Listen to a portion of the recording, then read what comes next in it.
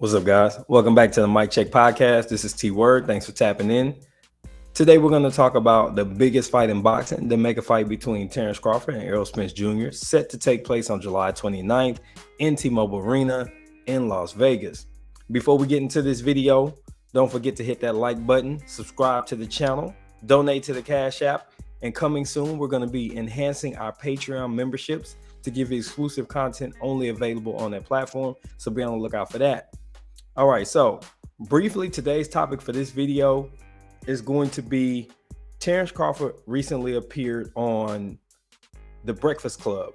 And for those out there who aren't aware, The Breakfast Club is a staple, number one, in the African-American community, but very much so in the media community. They do really great interviews. I think the combination of Charlamagne the God, DJ Envy, and when she was there, Angela Yee, gave some really great, memorable interviews. And I thought that they did a really good job of capturing who Terence Crawford is. One thing about them being so professional and being in radio for so long, they know how to give you them soft touches. You know, they give you them layups and dunks, them easy alley-oops. And they didn't disappoint today. They also was able to bring him out of his shell with some playful banter that gave you an opportunity to see his true personality. Throughout the interview, he didn't reveal anything new. He didn't say anything we hadn't heard, but you could see that despite his posture in the chair, his delivery and his comfort level speaking and talking on the mic was really cool. So I think that's something that I mentioned on the live stream, was that if they do like the one-on-one thing with him and Errol, where they have a host sit down, they sit in the room, just them three guys and the camera people, and they just do kind of like questions and, you know, kind of like a Q&A face-to-face, I think Terence is going to do better, and I think it's more control for Errol. So Terence isn't a big talker. He isn't a loud talker. He's going to say what he has to say, and then he's going to keep it moving. Errol is a guy who can ramble on if you just let him. I think in a controlled environment, like an interview where it's one-on-one, you're going to get the best version of them on the media side. And I thought that they nailed it with this interview. Now, as I understand it, Errol was actually supposed to be there. So this interview, if you look at what Terence is wearing in the interview and the clips that are playing in the background, you'll see that this is what he wore to the second press conference in New York. So apparently they flew out to New York in the morning. Bud was there first thing, and he was able to make the Breakfast Club interview.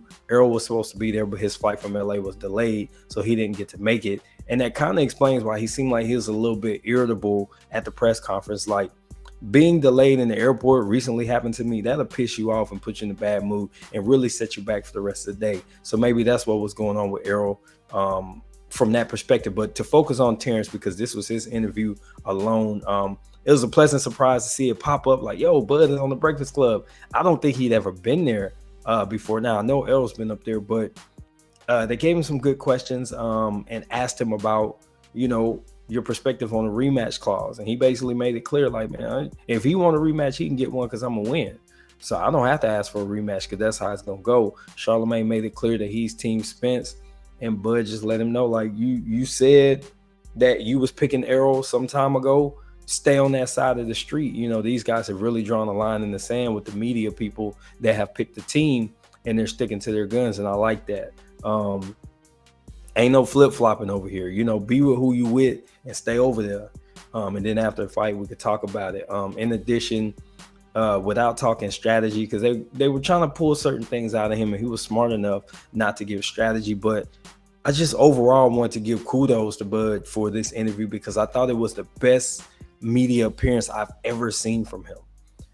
He didn't get stuck on repeat. Like sometimes, you know, these guys get their little script and they stick with it. I thought he did a good job of keeping it moving, said what he had to say. I don't take him as a charismatic person, but I thought he did good in front of the camera. He did good on the mic, and you have to give credit because he's stepping out of his comfort zone before the biggest fight of his career. So when you think about that, he could have said, like, nah, like, I want to be focused on the fight. I don't want to do all this media shit, and y'all gonna have to figure it out, and y'all gonna have to do commercials and use sound bites and clips and run ads with stuff that I've said in the past.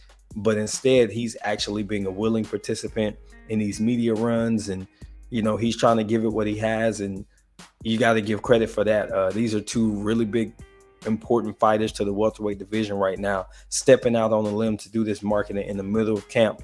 Then they got to go back and get focused on the fight. So I just wanted to kind of address what the interview was about. He didn't reveal anything new.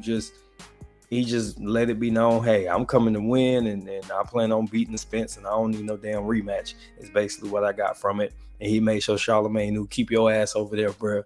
And that was that. So would love to get your thoughts. Have you seen the interview? What did you think of it? Did you notice how relaxed and cool and calm Bud was? And do you agree with me that this was a good look? So be sure to drop that down in the comments. If you're new here, don't forget to subscribe. Don't forget to check us out Sunday, 5:30 p.m. Central. We're going to be live right here doing our weekend recap. But this has been T for the Mic Check Podcast. Until next time, I'm out. Peace.